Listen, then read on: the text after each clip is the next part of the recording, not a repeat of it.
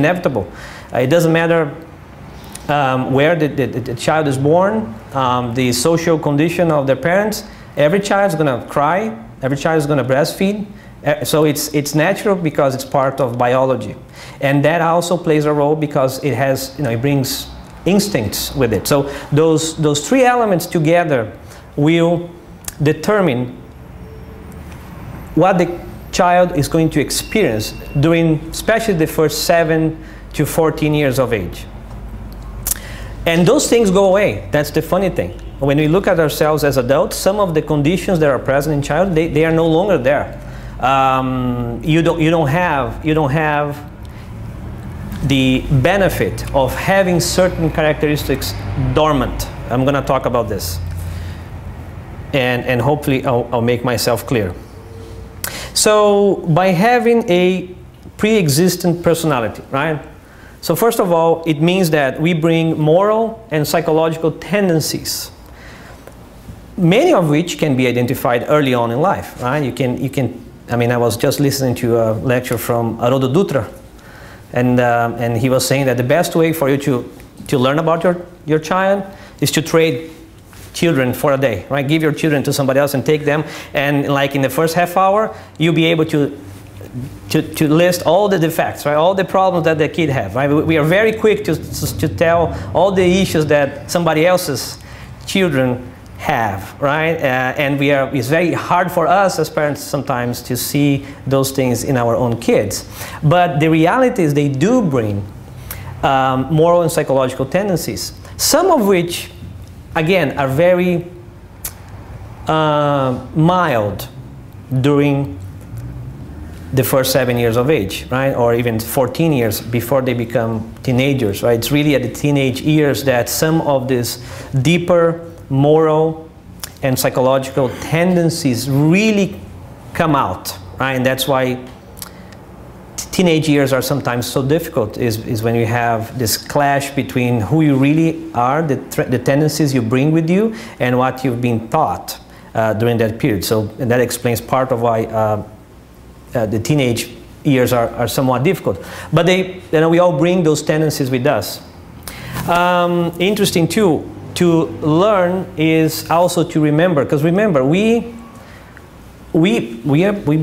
incarnated many times. We reincarnated many times. We may have gone to school several times. We may have learned math many times. So when you learn math or science in school, sometimes you're not learning it for the first time. You are relearning it. And why is so hard? Still, if we learn so many times over and over, it's still difficult. For some people, for other people, it goes like a breeze, right? They just, it's a walk in the park. It feels like they've known it all along, and like, well, why is it so difficult for me and not difficult for them? Well, because, and this is one of the blessings of reincarnation, you have an opportunity to relearn. How many times have you had this thought? I had. I'm like, oh, if I only knew that math was going to be so important in my life, I wish I could have gone back to school and paid more attention. Or history. I wish I could have paid more attention to history class, because I know nothing about history today. And boy, I wasted so much time in school. So you have those thoughts about, well, I didn't learn as much, or as I wish, or I didn't have as much joy learning. Well, guess what? We have that opportunity to come back again and go to school again and learn the same subject again. It doesn't mean that we were ignorant. It just means that sometimes that first experience was traumatizing to you, right? So that the time you learned math, before it was not as good and it's hard, and now it's hard. But now you said, now I'm going to learn. So next time, it's not as bad. Some things are just in you, and it's like it's awakening. You're just remembering stuff, and it's so easy. Some people, do so well in English or sciences, again, because they already did really well. They went many times over. They already got it. But some other areas are difficult. Again, if you had this thought of, I wish I could go back, you will go back, and you'll have a chance to learn again. So learning again is a blessing, because who are we kidding? We don't go to school one time and think we learn everything. I mean, what's the residual learning? How much do we think we have learned really out of school? Sometimes I really ask myself, I've spent many, many years at school. I'm still going to school. So I'm 43. I'll be 43 on the 21st. But I'm like, boy, I've spent so much time in school, and what have I truly learned? It's like residual, right? You learn, you know, it's a little things that stay with you, but so we need to go back. It's a blessing. We can go back until we really learn. So that's one important aspect of reincarnation, and that's why childhood is so important. And we don't know who they are. We really don't know. We don't know who that child is that is coming to us. That child could have been, you know, the greatest thinker of a certain area of knowledge in the past, and they are right there in our living room. You don't know. They could have been an emperor. They could have killed many people. They could have been the greatest benefactor.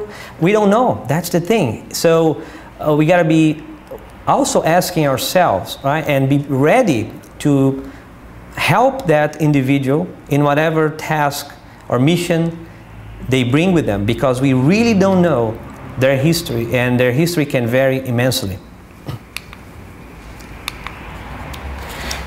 So the other aspect is the child is going through the development of a new personality. So here is, you have an existing personality which can be very strong. But again, God is, in His infinite wisdom, has given us the opportunity to reincarnate. And during the very first few years of incarnation, especially the first 7, that's what André Luiz tells us in many books, that the first 7 years are very important, because that's when not only we have forgotten about our previous lives, which we have. Many of us here don't recall what our previous lives were anyways. I don't. So not only you don't remember your previous life, but during the first 7 years, you also have your own personality traits dormant. Okay? So it's a double benefit, if you will, where if someone has a very strong tendency towards anger or, you know, any other moral characteristic, that will probably show up, but it's going to be very mild. So because that is the opportunity that we have as educators, whether we are parents, uncles, aunts, teachers, whatever the role we are, and whatever the role is that we're going to have with that child, that's when we can actually act upon that spirit, is when they are the most malleable, right? Because there's very little internal influence in that process. Most of the influence is external at that point. They are ready to learn. They are ready to go to school. They are ready to interact with the parents, to learn again.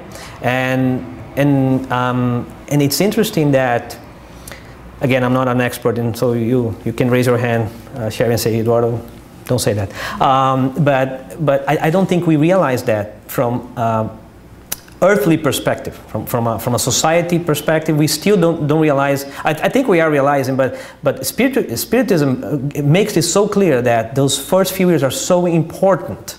They are a prime opportunity that we have, and we don't really give it that much importance. For many years in the history of society, children were relegated to almost non-beings, right? I mean, they didn't have a role. Nobody paid attention, you know, in, I don't know, 2-3 centuries ago. I mean, kids were just kids. They would, you know, be fed and be clothed and be bathed, and that was it, right? Wait until they become productive, right? Actually, I think at some point people even made a distinction, said, well, they are not productive yet. They're only productive when they become 14 and can work. Well, in many cases that was true, right? So the families had many kids, especially in the rural areas, in hopes that they would grow and help with the crops, right? So that was the view. There was no view that that child was a spirit and was there to learn. So we are awakening as well as we start to realize those aspects, right, and that opportunity. So this is when they are susceptible to external influence. As I said, they need to relearn in a new way. And the other blessing is they seem so precious and so good, right? We see kindness in them. They look at them. I mean, how can they harm you, right? So they seem imbued of a certain natural kindness, and that's what Kardec calls this innocence clothing. Let me tell you, there are exceptions.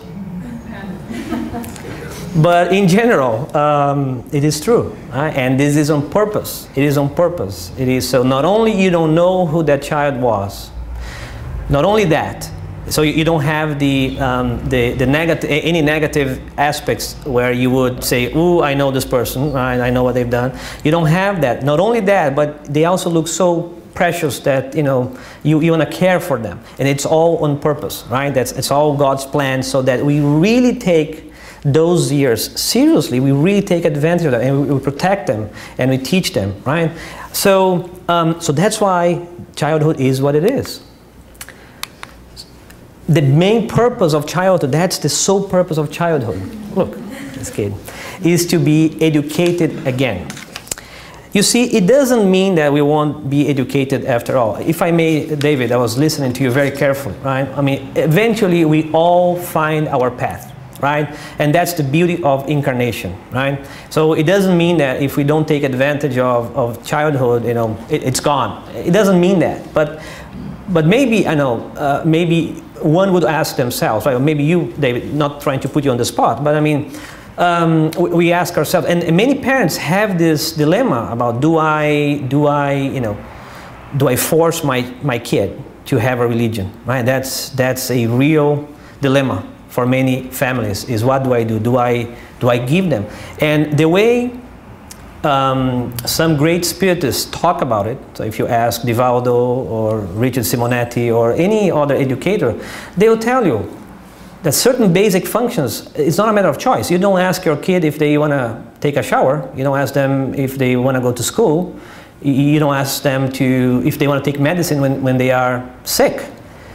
That's how they look at, let's not call it religion, let's call it giving them a moral foundation. And as you said, your dad gave you a moral foundation, so he did that anyways, right? So he didn't choose. So even if you don't have a religion, it still is the parent's task to give the child a moral foundation.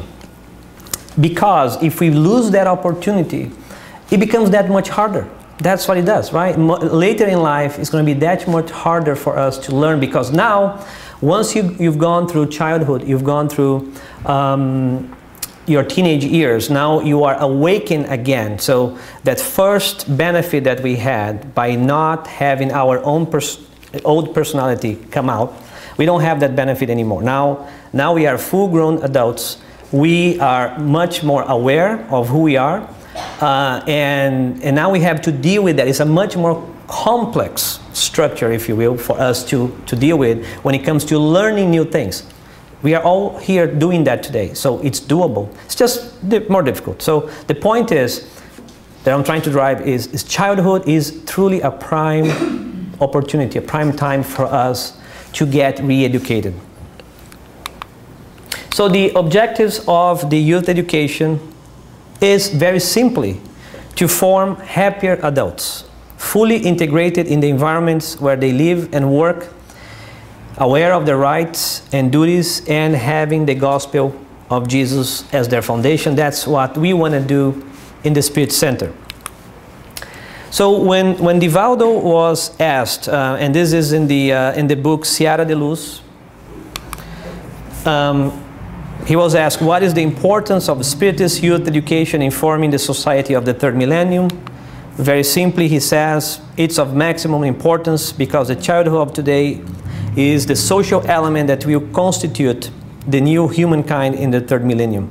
At the dawn of the new century, the youth of today will be called to work and to responsibilities whose results will depend on their integral formation.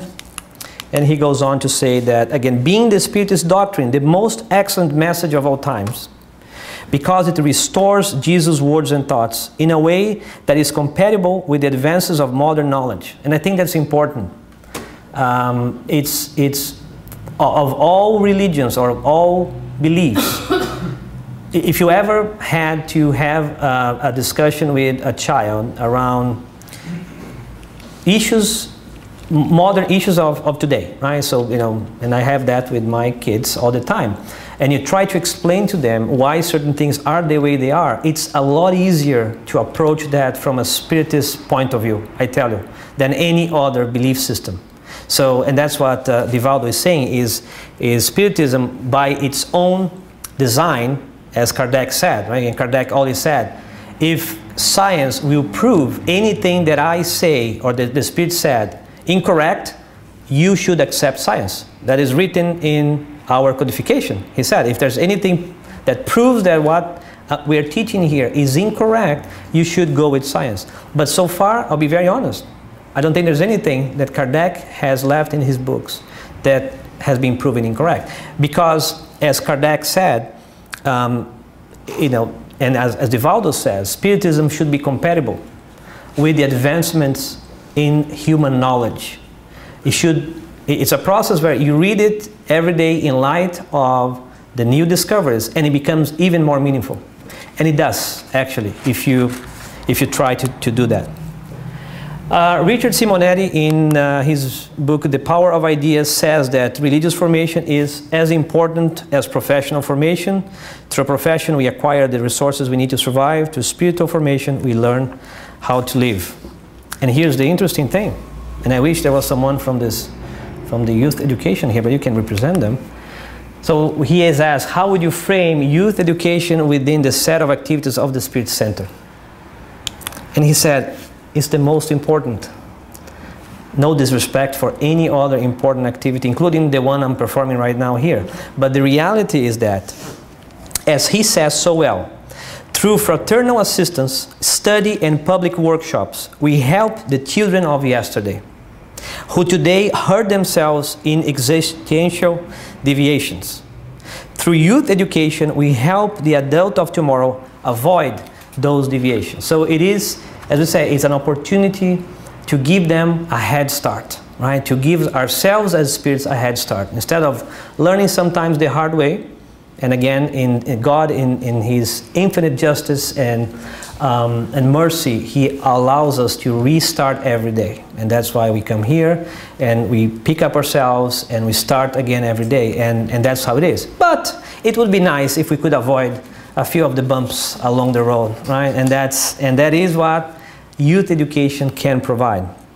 And if I may, because I'm almost running out of time, I will finish with a little passage from the book Fonte Viva, right there. So it's question 157, where Emmanuel talks about children. And here's what he left us with. So when Jesus recommended not to despise these little ones, He expected of us not just measures around feeding and clothing. It is not enough to feed those minuscule mouths or to dress their cold little bodies. It is indispensable to provide the moral shelter which will assure the reborn spirit the environment of work needed for their evolution. Many parents ensure their children enjoy material comfort, but relegate their spirits to regrettable abandonment. The idleness